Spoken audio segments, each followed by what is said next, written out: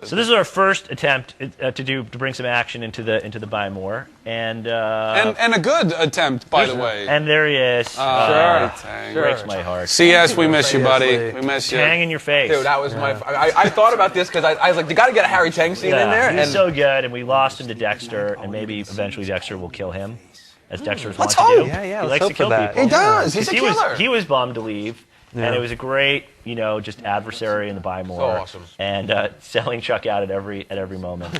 So in this scene, you get a little tang in your face. It was the second episode we did in series. The first episode, we decided to try to make it bigger than the pilot in half the time, with several explosions and helicopters and car chases. And I feel like this is the episode where we really started to settle in to the groove of the show, the right kind of, real tone, the tone of the show, and the balance of here's action. Lorena, who played Milena. And the way Ensler kind of conceived of the whole episode was there's going to be these like tango. Everything. Everything. Just like that. Just like that moment right there, where they're kind of passing each other and looking. Yeah.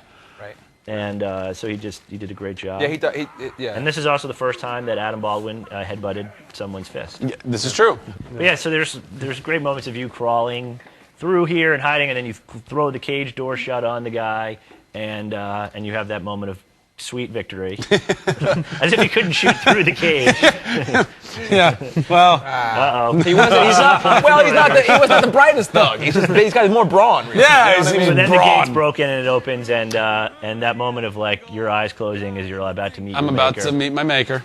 And it's always the balance that the show has to walk of like we want it to be funny and we want it to, but at the same time, if you don't believe that Chuck could potentially die in this scene, there's no stakes to it. There's no weight to it, and you guys do a great job of I'll give up a point to balance. Oh, you're going to concede a point now? Oh, thanks. You're very big. It's very big of you, Schwartz. 23-point lead. You can Oh, here's a couple of them. You know what? I don't need these ones. I'll take these ones here.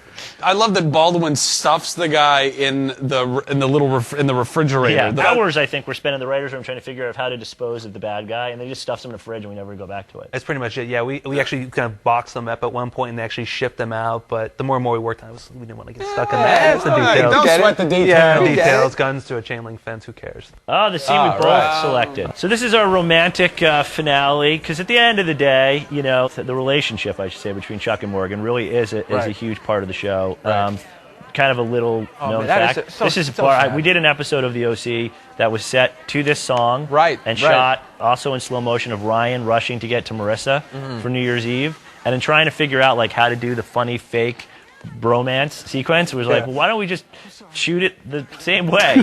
So Morgan, you are Misha Barton in this scene. Right.